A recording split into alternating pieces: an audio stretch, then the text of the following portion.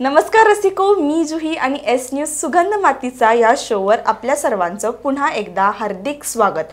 Vlogging हा शब्द आपण खूपदा ऐकला आहे आणि आपण खूप व्लॉगर्सना भेटलो देखील आहे आपल्या चॅनलवर। पण आपल्याला माहिती आहे का की कोल्हापूरच्या मुक्ता नार्वेकर या खूप उत्तम ट्रॅव्हल ब्लॉगर आहेत आणि त्यांची जर्नी त्यांनी कशी स्टार्ट केली, त्यासह त्यांचा प्रवास कसा चालू झाला, लहानपणापासून त्यांना ट्रॅव्हलिंग कसं आवडतं हे आज मुक्ता मॅम आपल्याला सुगंध मातीचावर सांगणार आहेत। तर नमस्कार मुक्ता मॅम, एस न्यूज सुगंध मातीचा या शोवर आपलं सहर्ष स्वागत। धन्यवाद।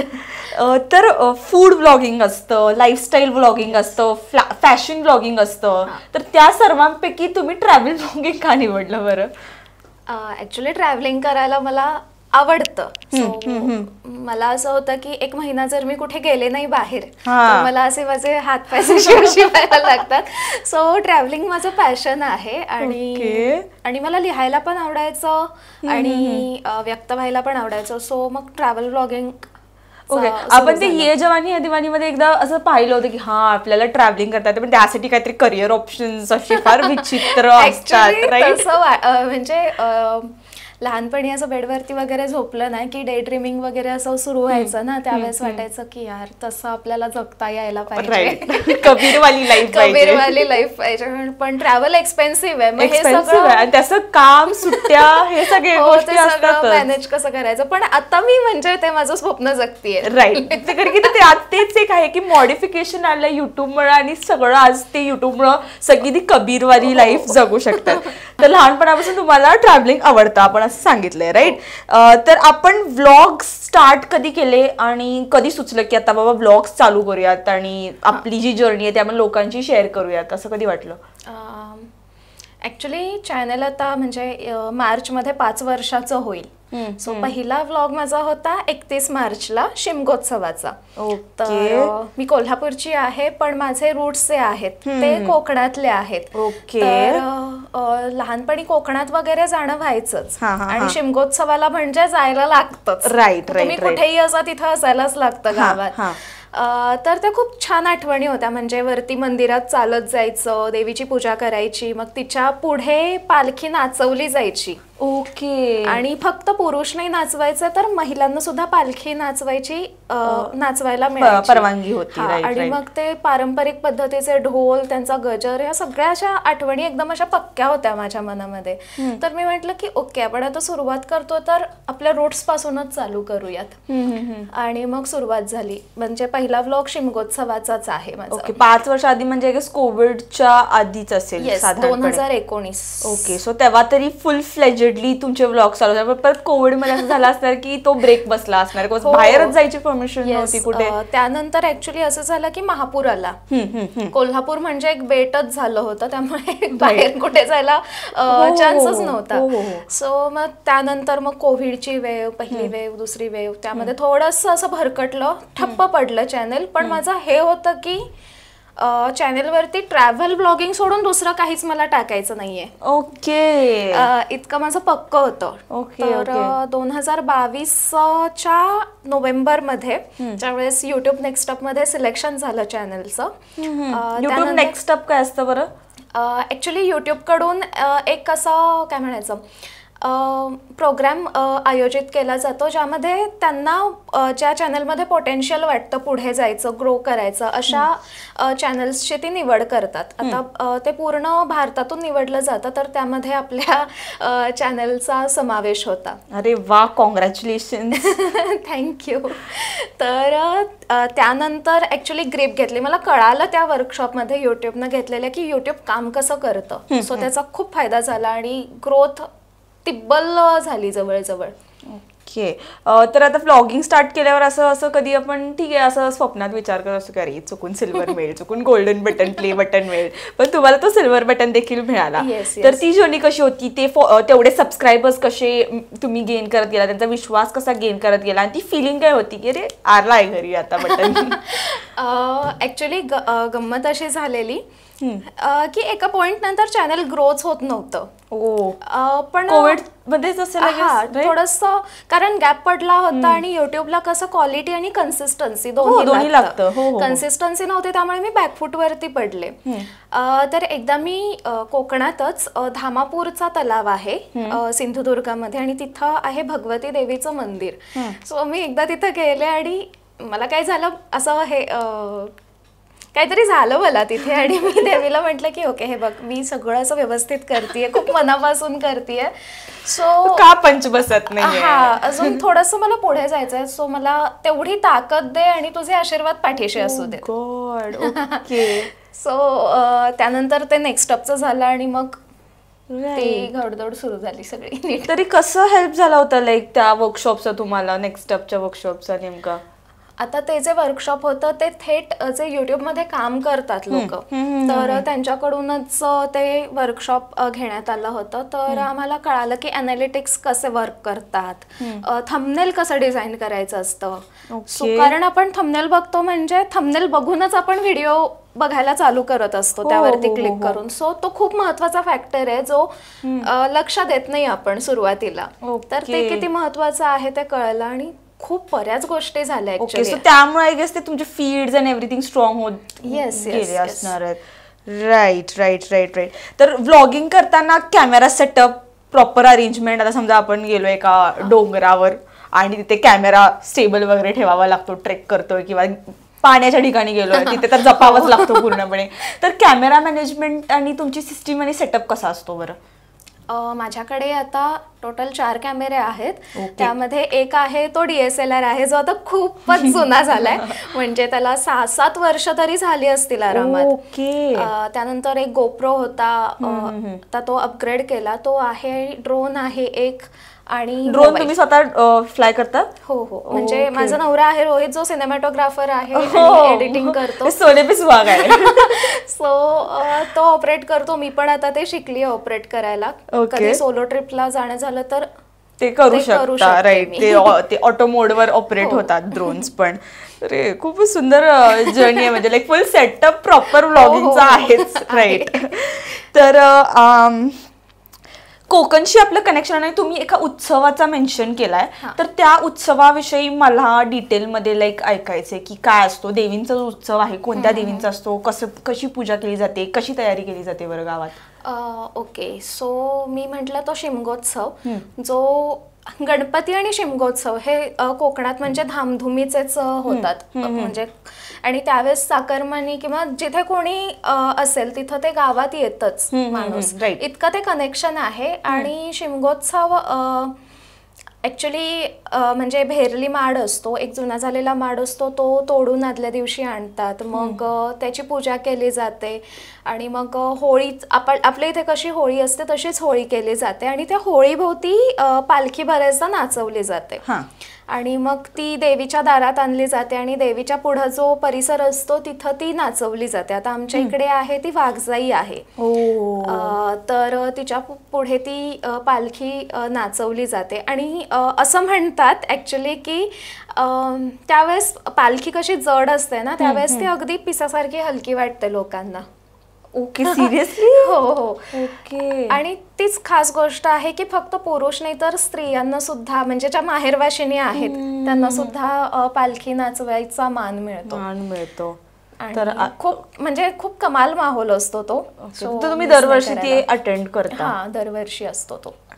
तर ट्रॅव्हल ब्लॉगर म्हणून महाराष्ट्रामध्ये पाहिलेली सर्वात सुंदर जागा, त्यासह महाराष्ट्र बाहेर पाहिलेली सर्वात सुंदर जागा कोणती आहे बरं मुक्ता यांच्यासाठी?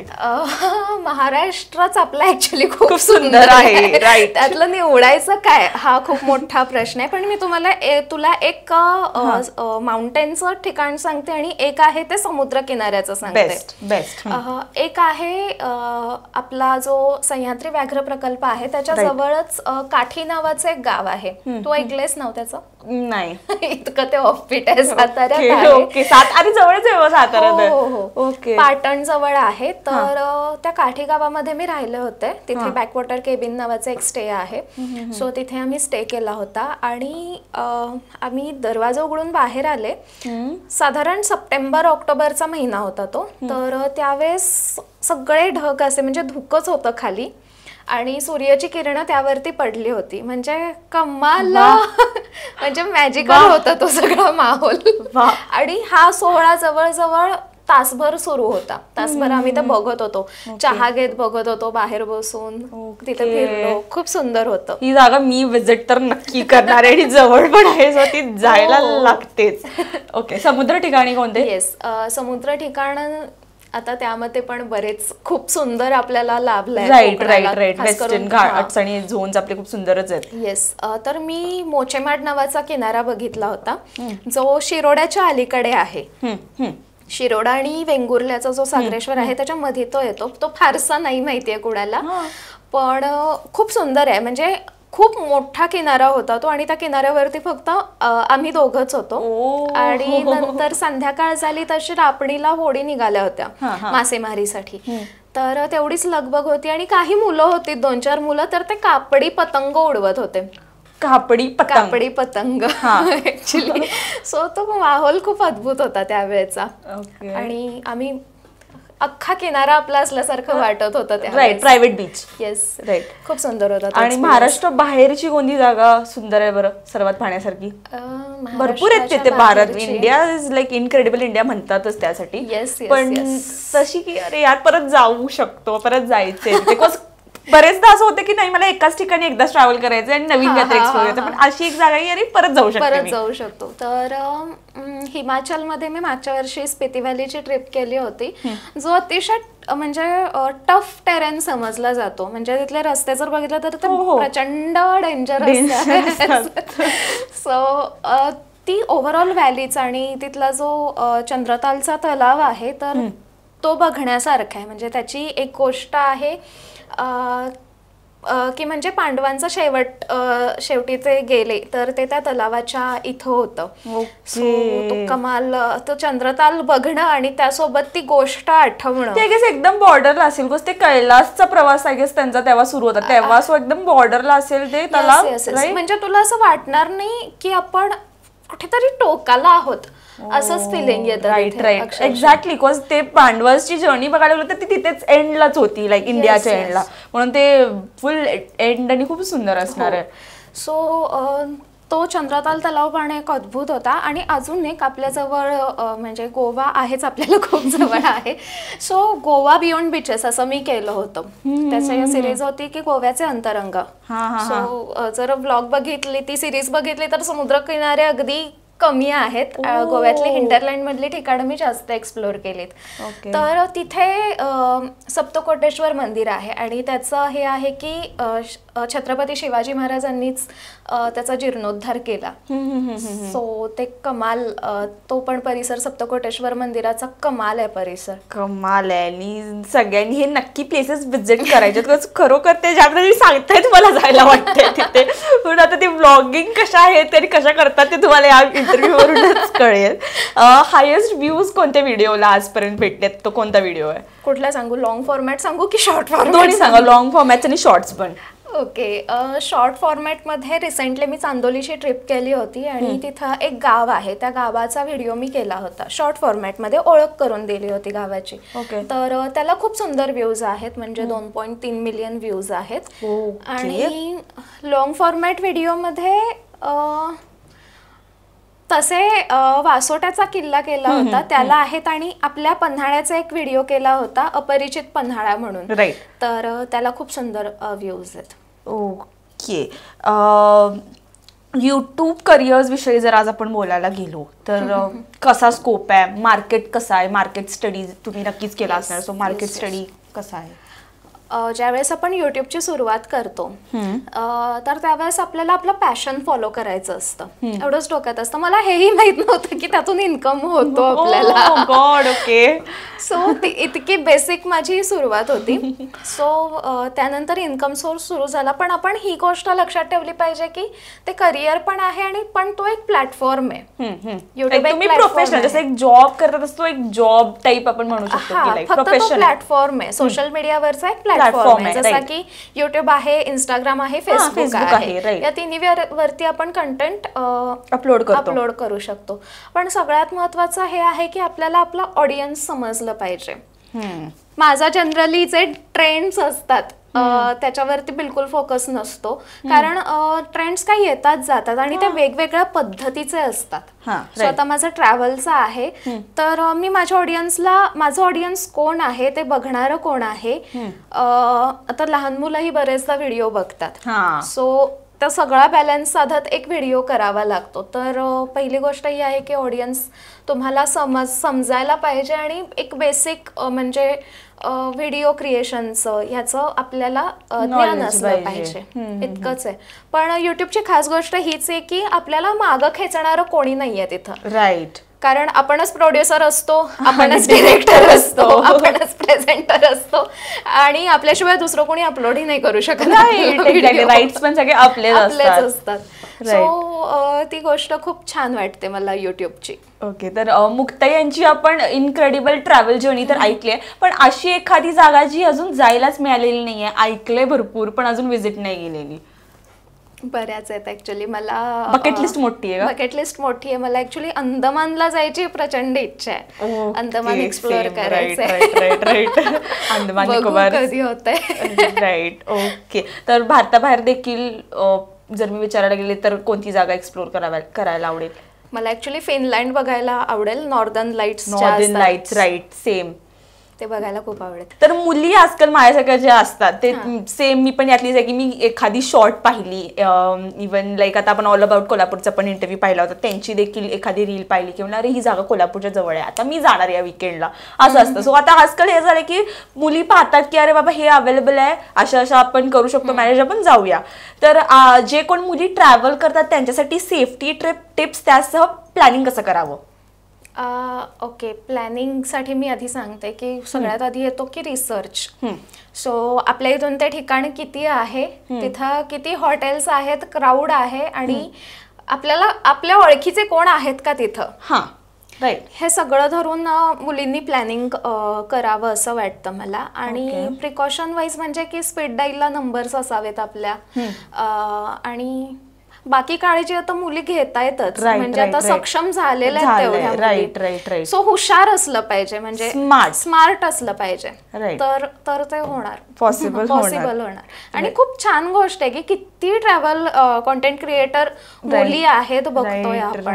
राईट. त्यांपैकी आपण आहात आणि नक्कीच इन्स्पायरिंग आहे हे, बिकॉज हे ऐकूनच असं होतं की एवढं सारं इथंच पाहिलं आहे आणि आपण जातो फॉरेनला, परदेशी लगेच जातो. पण ते मंदिरांचा उल्लेख केलाय, मी देखील खूप सुंदर मंदिरं रिसेंटलीच पाहिलेत.